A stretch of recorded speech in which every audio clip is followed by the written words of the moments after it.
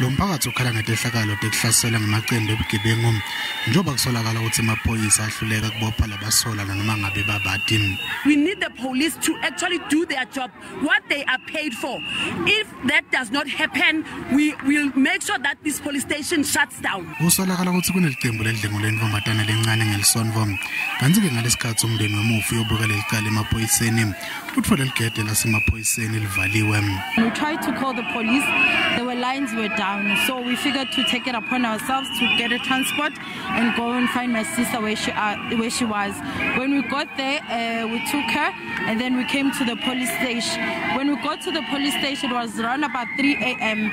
or 3:30. The gates were locked and then the doors were also locked, and then we were stuck outside. We didn't know where to go. She had to wait around about 3 hours before she got assistance, and then the people that are supposed to assist her, they actually asking her inappropriate questions, and then now we no longer feel safe. Kusenjalo emaphoyisa eMpumalanga tiphikile letinsolo letitsa hudvula tinyawo nakufanelana ke tikhalota lo mphakatsi. We can assure the community that we are hands on deck on this particular matter, and then it's not true that the police station was closed.